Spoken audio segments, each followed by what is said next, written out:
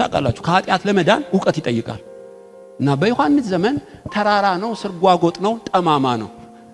ስለ ተፈጥሮ አይደለም የሚነግረን በትዕቢት የተሞሉ ጠመዝማዛ ህዝብ ነው በጉቦ የዘቀጠ ነው ቤተ ክህነቱ ነጭ ልብስ ለበሱ እንጂ የወንበዴ ዋሾች ናቸው ታውቃላችሁ ሐናና ቀያፋ መርደረሮች ናቸው የሚመሩት ኢየሱስን ተቀባብለው የገደሉት እና በሙሉ እናንተ የወንበዴ ዋሻ አረጋችሁት የሙታን መቃብር ይላቸዋል ዮሐንስ የተወለደበትን ዘመን እኮ ላመለክታችሁ ነው ህዝቡን የፉኝት ልጆች ይላቸዋል የእባብ ልጅ ማለት ነው የአብርሃም ልጅ ነን ብላችሁ አትመኩ ከዚህ ድንጋይ ልጅ ሊያወጣ ይችላል ይላቸዋል ማንነታቸው ነው የሚነግረው ቤተ መንግስቱን ይው የወንድሙን ሚስት ወንድሙን ገድሎ ያገባ ሰው ነው የሚመራው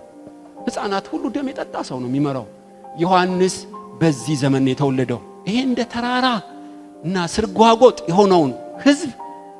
ከኃጢአቱ ንስሐ ይገባ ዘንድ የተላከው ዮሐንስ ነው ተልኮና ዮሐንስ ተገናኙ ነው የምላችሁ የእግዚአብሔር መልእክተኛ የሚነድና የሚያበራ መልእክተኛ አንዱ ሚዛኑ ምንድነው የተፈጠረበትን ተልኮ ማወቁ በዚህ ጉባኤ ልሞግታችሁ ለምን ተወልደናል ምን ያረጋግን እንኖራለን ስለምንድነው ምን ሞተው